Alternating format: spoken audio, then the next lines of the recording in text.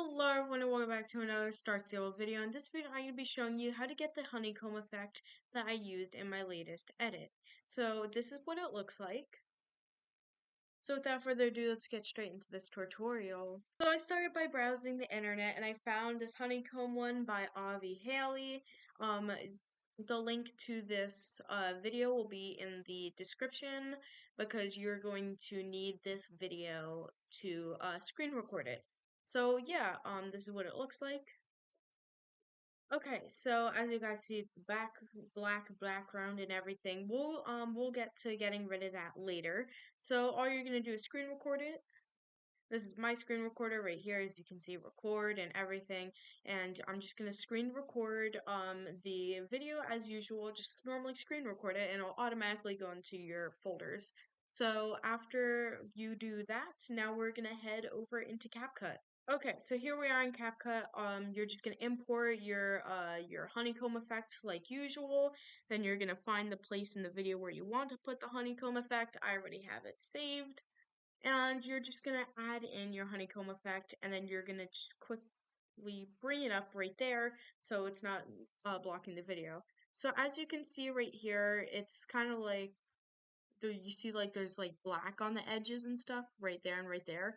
So basically all you need to do is just enlarge it like that, and you see how it just gets bigger and fits the frame way better.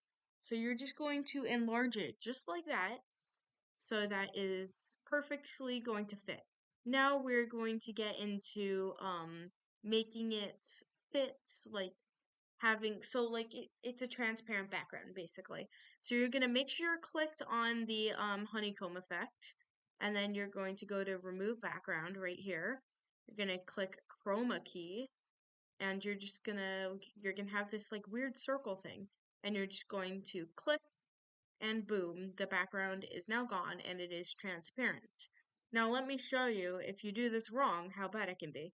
If you're not on the honeycomb effect and you're on your clip, you're clicked on your clip down here, and you go to remove background and click chroma key, and you go like this.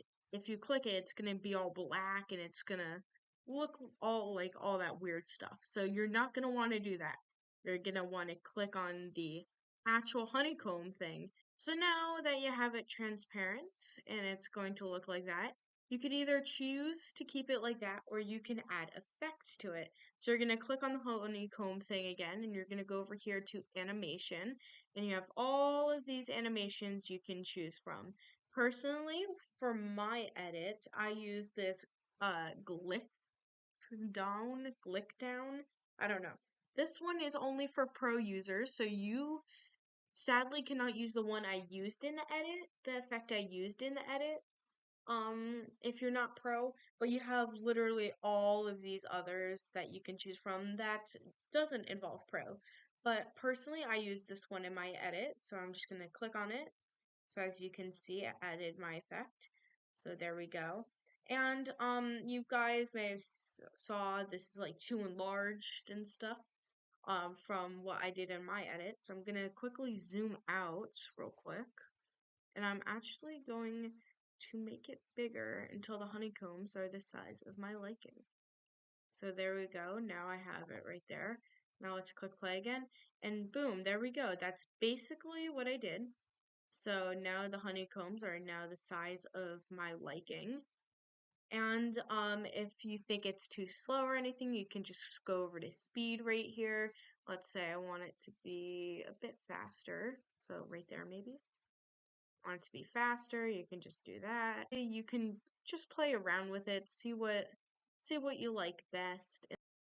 So basically, once you played around with it and you finished doing all your little finishing details and stuff, and it's going to end up looking like that. Now you're going to click on it and you can go back to chroma key. I forgot to mention this.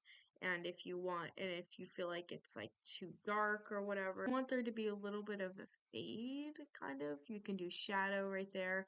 I wouldn't recommend, it doesn't really make it look better, but you could do that.